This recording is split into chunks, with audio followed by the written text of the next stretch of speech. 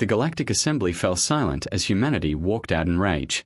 The chamber of the Galactic Concord holds 412 member species. I count 11 emergency exits the first time I walk in. 3 months into my third rotation as Earth's head delegate, I count them every morning. Not because I plan to use them, because I like knowing where they are. Old habits from the Titan campaign don't die. They just get better dressed. The chamber is enormous in the way that only things designed to make you feel small can be. The ceiling pulses with bioluminescent light, each color representing the emotional wavelength of a different species. Right now, it is cycling through something the translation matrix calls collegial satisfaction. I have learned that collegial satisfaction means the vote went the way the old members wanted it to. My name is Dar Vasquez, Earth's head delegate to the Galactic Concord, which is a title that sounds impressive until you understand what provisional means. We have been provisional members for 19 years. We attend every session. We submit every report. We speak in every open forum. We vote on nothing. The ancient Veil Speaker, a creature that looks like smoke given a formal robe, opens today's session with the standard greeting. He has been moderating these proceedings for 4,000 years. He has never once pronounced my name correctly. Today it comes out as Dra Vasquez with the accent landing somewhere that doesn't exist in any human language. I don't correct him. I stopped correcting him 14 months ago. My aide Owen sits to my left. Owen is 26 years old and still believes that the system works if you speak to it correctly. I find this quality both exhausting and necessary. He keeps me from becoming entirely fossilized in my cynicism. I keep him from being eaten alive by the procedure. He slides a small note across the table. It reads, Catherine Block is voting yes on the Mineral Extraction Amendment. 3rd time this month. I write back. Log it. He writes, already did. I write well. This is our primary form of communication during sessions. The translation matrix picks up whispered conversation and broadcasts it to whoever has tuned to our frequency. We learned that in month 2. The old members have been doing this for centuries. Nobody told us. The Cat Harry delegate Arch-Councillor Pren Aitland, and always somehow leaning toward whoever he is speaking to rises to address the Assembly on the new mineral extraction protocol. He is elegant. He is thorough. He is as always completely certain that he is the most important person in any room.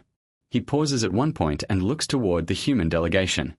Humanity's resilience, he says in the warm tone of someone reading from a compliment he prepared earlier, continues to impress the full membership for 112 species nod pulse or emit their version of approval. Owen looks at me. I write on the note, log that, too. 19 years of being called resilient. 19 years of being patted on the head by species who consumed 3 of our trade routes and called it cooperative development. Resilient like we were some kind of interesting geological formation. Something you admire for surviving, not something you take seriously. After the session, I walk the outer corridor. It is tall and curved and made of a stone-like material that no human geologist has ever been able to identify. Partly because we have never been given access to the architectural records of this building. Another thing nobody mentioned. Swan finds me there. She is the Polari delegate. Her species is older than the Concord itself, older than most of the founding agreements, older than the language the treaty was written in. She is small and four-fingered, and she speaks perfect English with an accent that is inexplicably slightly South Chicago. They will call a special session. She says walking beside me without invitation within the week about the Pathfinder proposal about humanity. She says it the way someone says the name of a thing they have been watching for a long time. They have been building this for 2 years. The offer will look like elevation. Read the foundation before you look at the roof. She stops at the end of the corridor. Do not give them anything yet, she says. Then she is gone. I stand there in the corridor, tall and curved and made of stone no human has ever been allowed to study. And I think about what yet means. Owen appears behind me. He has been running the session transcripts through the archive comparison software he built in his 3rd week on the job. Because Owen does things like that. He has a look on his face that I recognize. The look of someone who found something they did not want to find. The Mineral Extraction Amendment. He says, the one that passed today. I cross-referenced it with the Kandara Accord implementation schedule. And he shows me the tablet. 3 of Earth's registered asteroid operations in the outer belt fall under the new amendment's jurisdiction. Not because of anything Earth agreed to, because the amendment's boundary definitions were drawn to include them. Those definitions were drafted 14 months ago. No one on the provisional delegation was present for the drafting committee because provisional members are not invited to drafting committees. I look at the numbers. I look at the date. 14 months ago, 2 months before I started this rotation. The corridor is very quiet. How many exits in this corridor? I ask. Owen looks around. 2. 1 at each end. There's a third, I say. Service panel behind the Polari section. It connects to the south maintenance level. He stares at me. How do you know that? I counted, I say. I walk back toward the delegate quarters. The ceiling above the main chamber is still pulsing in collegial satisfaction. The next morning, the speaker announces a special emergency session. Closed forum. 3 days from now. I sit very still when he says it. Then I count the exits again. 12. I had missed one before. The closed forum smells like recycled air and something the translation matrix renders as mutual interest. I have learned in 3 years of diplomatic service across 2 planetary systems that mutual interest means one party has already decided, and the other party is about to find out. The session opens with no preamble. The Voran block presents the proposal. 7 species ancient patients the way glacier are patient not because they are slow but because they move at a speed that makes everything else feel temporary. Their lead speaker is an arch speaker that has 4 mouths and uses all of them when he talks. The effect is not monstrous. It is something closer to architecture, like standing inside a cathedral built to carry sound. The proposal is called the Pathfinder Compact. It offers humanity full membership in the Galactic Concord, full voting rights, a permanent seat on the Security Consortium, and official recognition of Earth sovereign. Boundaries out to 3 standard stellar units. Everything we have been asking for across 19 years of provisional status, compressed into a single document, presented with the warmth of a gift. Owen sits beside me. He has gone very still. He is the kind of person who still goes when something is wrong. Not from fear but from calculation. He is running numbers in his head. I can tell because his pen has stopped moving and his pen never stops moving. I read the full document. Then I read it again. I read the annexes which are written in the secondary Concord legal dialect that requires a dedicated translation module and which most delegations do not bother to run because the annexes are considered administrative. The annexes are where the real document lives. I raise my hand for recognition. The speaker grants it with the slightly surprised tone he uses whenever the human delegation speaks in a closed session. Thank you, I say. I have some questions about implementation. Arch speaker then smiles with 2 of his mouths. Of course. My first question is about Section 7 subsection C, which establishes the Concord Governance Board for wormhole research. Specifically, which member species hold permanent seats on that board? Vet Han explains the composition, the founding 7, the 3 senior members, 1 rotating provisional seat with a 2-year term. I ask who currently chairs the board. He tells me it is the Cat Harry representative. I write 1 word on my notepad and slide it to Owen Pren. Owen writes back, of course, my second question is about Section 12, which transfers oversight of military wormhole application from Sole Command to the Peacekeeping Directorate.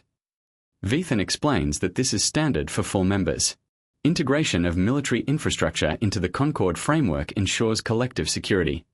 I ask who currently chairs the Peacekeeping Directorate. He tells me it is also a Cat Harry, a different one technically, but the same block.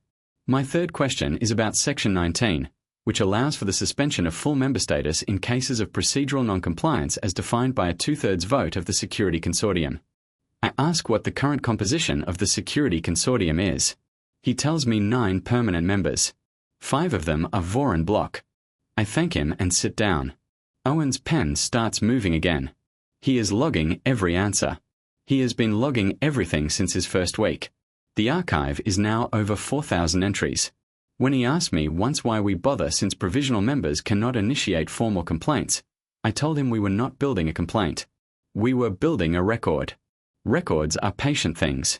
I ask 4 more questions, then 3 more. Each one landing on a different joint in the proposal structure, pressing on it just hard enough to feel where it gives. The chamber grows quieter as the questions continue. The older delegates recognize the pattern. The younger ones are still trying to figure out what I am actually asking. What I am asking is, what is the door and where does it lock from? By my 14th question, even Vithan's warmth has acquired a slight texture of impatience.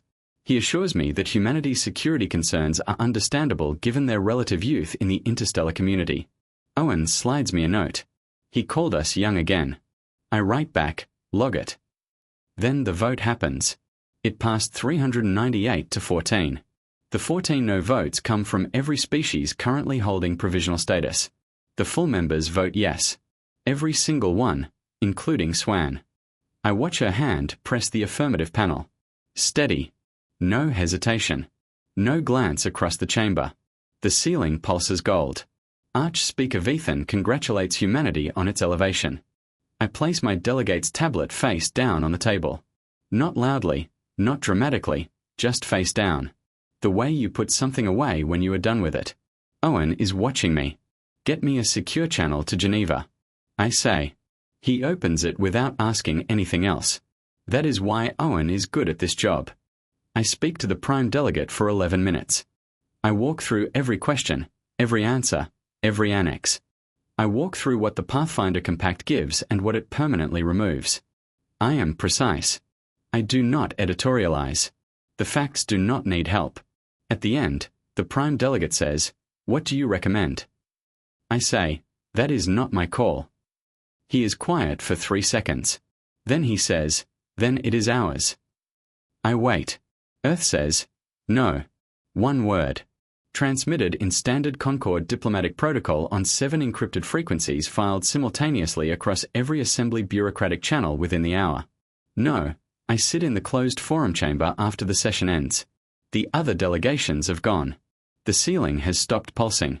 The translation matrix has gone quiet. Owen is at the door. They are going to call it a procedural error. He says they will say we did not understand the document. I know. What do we do? I pick my tablet up from the table and turn it face up again. Tomorrow, I say, I am going to wear a formal sash. He stares at me for a moment. Then he straightens his collar. I return to the main chamber floor the following morning. The formal sash is red and silver and is according to Concord protocol worn only during addresses of formal significance. I have worn it twice in 3 years. The first time was my opening statement as head delegate. The second time was when I notified the Assembly of the loss of the research station on Kepler-7, which took 41 crew members with it and which the Concord's incident response team had classified as outside their jurisdictional scope 3 days before.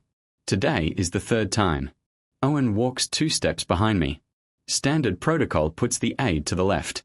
He is 2 steps behind because that is where you walk when you are prepared for something to break. I request recognition from the speaker. He grants it with the usual courtesy note. Provisional members may address the chamber in the post-vote period on matters of implementation.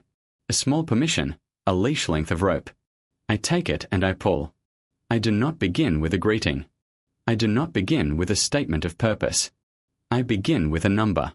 Section 12 of the Kandara Accord, I say, was implemented on the 14th of March in the year 2271 at a session that Earth's provisional delegation was locked out of for procedural review. The chamber is quiet. I pull up the next number. The review lasted 6 hours. The session lasted 4. During those 4 hours, the boundary language of the Kandara Accord was finalized. Earth's asteroid operations in grid sectors 7 through 11 were reclassified as falling under Concord Common Resource jurisdiction. We had developed the extraction methodology used in those sectors over 6 years. It cost 11 lives to get it right. 11 people by name. I say the names, all 11 of them.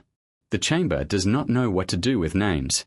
The Concord operates in designations and coordinates and jurisdictional references. 11 names spoken one after another do not translate into anything the protocol has a category for.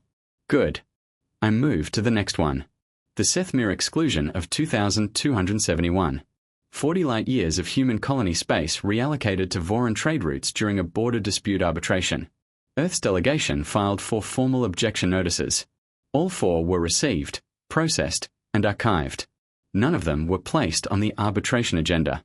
The arbitration concluded in 9 days.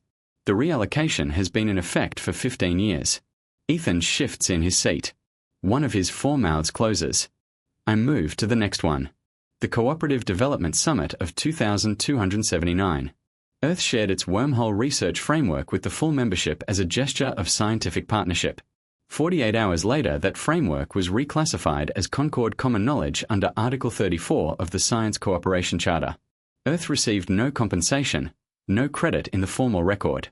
A single notation in an annex document described our contribution as a voluntary donation. Arch Speaker Veen rises. Delegate Vasquez, the Charter clearly. I know what the Charter says. I say I have read every version of it since the first human delegation arrived in this chamber and was handed a copy and told it would protect them. He sits back down. I look at the chamber. 412 species of bioluminescent ceiling. The ancient speaker who has been moderating these proceedings for 4,000 years and who has never pronounced my name the same way twice. I say one more word, Titan. I do not explain it. I will not elaborate. The word goes into the translation matrix and comes out in 700 languages, and in every single one of them it costs something to say. I let it sit. The chamber sits with it. Then Arch Speaker Vethan, with the grace of someone who has been managing difficult meetings for several centuries, speaks. He acknowledges Earth's concerns. He notes that grievances of this nature can be addressed through the standard appeals process, which is designed precisely for situations where member species feel that procedural outcomes have not met their expectations. The process, he explains, typically resolves within 30 to 40 years depending on the complexity of the case. I looked at him for a long time.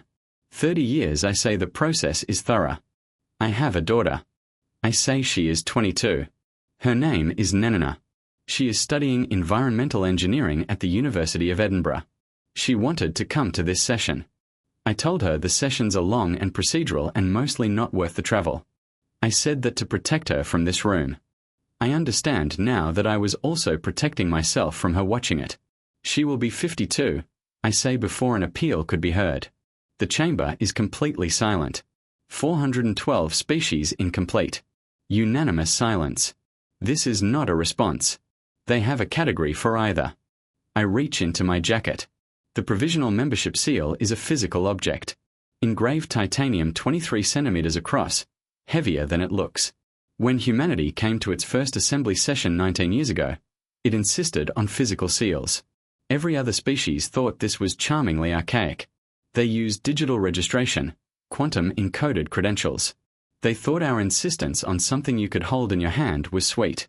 I placed the seal on the center of the table. Humanity withdraws from the Galactic Concord, I say. Effective now. Nobody speaks. Owen is already standing. The Arch Speaker then begins. The withdrawal process requires filing of standards. File it yourself, I say. I walk out. Owen holds the door open. He closes it behind us with a soft, precise click that is somehow louder than anything that happened in the room. The corridor outside is long and curved. My footsteps echo. Owen's footsteps echo. That is all there is for a moment. Then I feel it. The weight of what I just did settled into my chest. The way cold air settles into a room when a window opens. No regret. Something older than regret. The particular heaviness of a thing that cannot be undone. I find the service corridor behind the Polaris section. Susan is already there, leaning against the wall with her arms folded, small and ancient and forefingered and dressed in a robe that was probably formal in an era before the Concord existed. I stop. She looks at me. Her expression is not surprising. It is something that has been waiting for the right moment to be what it is. I voted yes, she says, so they would not know that I knew what you would do. The corridor is very quiet. Did you know? I ask. I suspected, she says. Your species has a particular look before a decision like this. We have a word for it in the old language. It means the face a person makes when they have finished being patient. I lean against the opposite wall. What happens now? Owen asks from behind me. Neither Swan nor I answer for a moment. Then I say, now they find out what 19 years have not actually built. 6 months later, the building that houses Earth's Diplomatic Coordination Office in Geneva smells like bad coffee and recycled air. I have been in enough government buildings across enough star systems to know that this particular smell is the one universal constant in the galaxy. Every species, every culture, every civilization, the place where decisions get made, always smells like this. Like effort, like people who have been there too long. I am one of those people now. I sit at a desk that was not designed for the amount of paper I keep on it. Owen has tried 3 times to digitize the filing system. 3 times I have returned the physical folders to their places. There is something about being able to touch a document to pick it up, feel its weight, see a handwritten margin note that a screen cannot replicate. He has stopped arguing about it. He simply keeps both systems running in parallel. The 6 months since the walkout have moved the way consequential things move. Not quickly, not slowly, but with the specific momentum of a landslide. Quiet at first, then loud. Then you realize the ground is different and you are somewhere new and there is no going back to the geography you had before.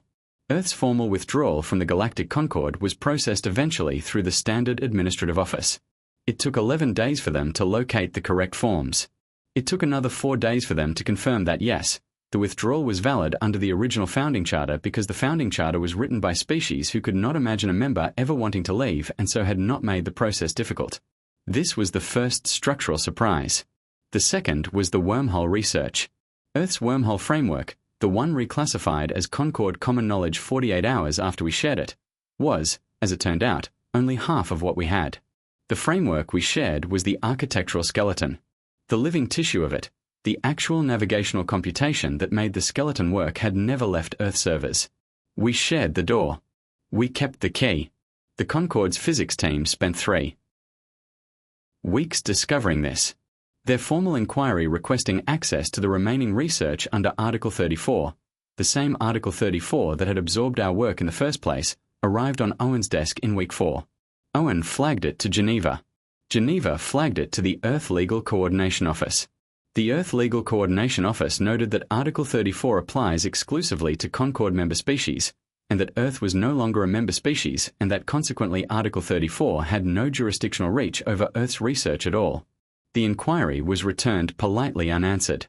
The third structural surprise was the Kandara Accord. The 11 miners, the ones whose names I said in the chamber, the ones whose work had produced the extraction methodology that the Concord reclassified as common knowledge, had been developing that methodology under an Earth-registered patent. The patent filing was 19 years old. It predated Earth's provisional membership. It predated the Kandara Accord. It predated every agreement that had subsequently absorbed it. Earth's legal team had been sitting on a very carefully documented argument for 9 years. They had been waiting for the moment when raising it would not simply result in another procedural dismissal. They had been building the record quietly. The way you build anything you intend to last. The moment was now.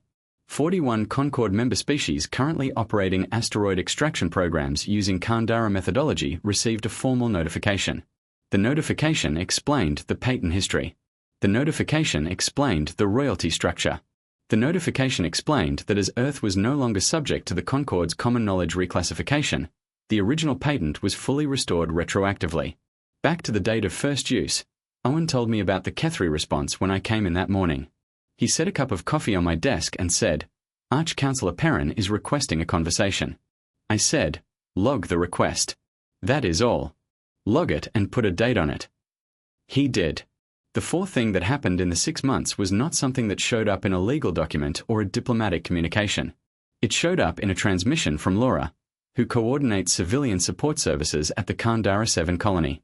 She sent a voice message 14 minutes long about the families of the 11 miners, about what the patent restoration meant in practical terms for people who had waited 9 years for some form of acknowledgement, about Patrick's daughter, who had been born the year her father died and was now 9 years old and had never once heard anyone outside the colony say his name in an official context.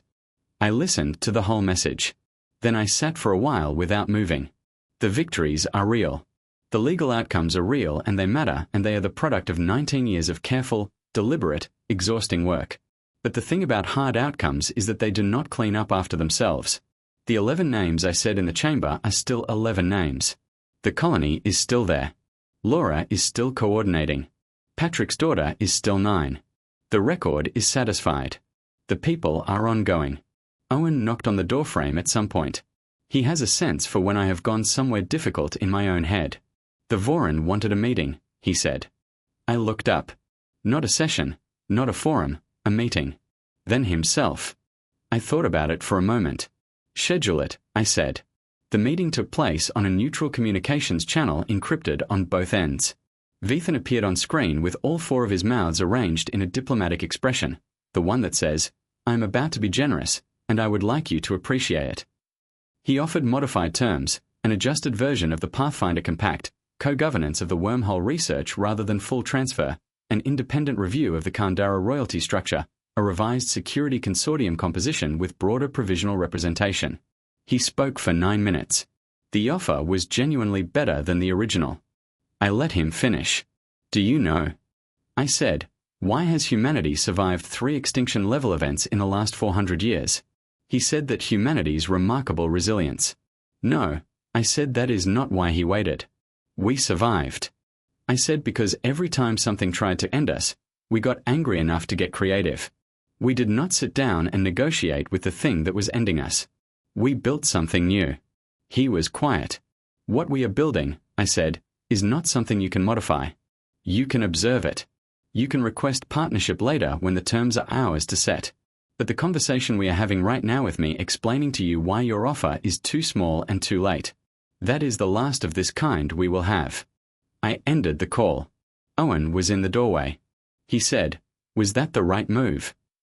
I said, ask me in 2 years. 3 weeks after that call, the first 17 provisional member species filed their own withdrawal notices from the Galactic Concord. The same week, Earth opened the first wormhole on a non-Concord route. It connected the outer settlement at Greyfield Station to a cluster of independent systems that the Concord had designated as developing regions, which was their terminology for places they had not yet fully incorporated into their trade network. The wormhole opened on a Tuesday morning, Geneva time. I was in the office. Owen pulled up the transit feed. We watched the first 3 ships go through. None of them were Concord flagged. Owen said, I think we are going to need a bigger building. I looked at the transit feed. 17 species filing withdrawal papers. Wormhole routes opening like cracks in old ice. The Lyran corridor sat precisely where it had always Saturday. Right through the middle of sovereign human space, now a very different piece of geography than it had been 6 months ago. Get me to the patent office, I said. For what? The Lyran transit toll structure, I said. It needs to be filed before anyone thinks to argue jurisdiction. He stared at me for a moment. Then he picked up the communication terminal. 2 years later, the Chamber of the Sovereign Compact holds 31 member species. It was built with 11 emergency exits. I wrote the architectural specification personally. Owen added 2 more service corridor connections when I was in a budget meeting. I found them on the final blueprint and left them in without comment. He was right. The chamber is smaller than the Galactic Concord's hall. It is smaller in the way that something built for a specific purpose is smaller than something built to impress. More functional, less decorative with seats designed in consultation with every species attending rather than assigned according to a historical hierarchy that no one had reviewed in 800 years. The ceiling does not pulse. We discussed it. 3 species wanted one. Simple, workable. Nobody had to compromise their comfort to satisfy someone else's tradition. Swan of the Polari sits at the first voice position. She accepted it after the Compact's founding vote with the condition that the title be first voice rather than speaker on the grounds that the popular word for their own role in conversation has no direct equivalent in Concord Standard, and she preferred something that acknowledged this rather than papering over it. Her English is still perfectly South Chicago. Owen sits to my left. He has been promoted 3 times in 2 years and has refused a corner office twice on the grounds that a corner office would mean he could not hear the corridor and he needs to hear the corridor. He keeps the same pen. He keeps the same habit of going still when something is wrong. I am not the head delegate anymore. I am founding the Console of the Sovereign Compact, a title Owen named during a budget meeting when I was not in the room to stop in. I attend sessions from the back of the chamber, not because I have been removed from the process.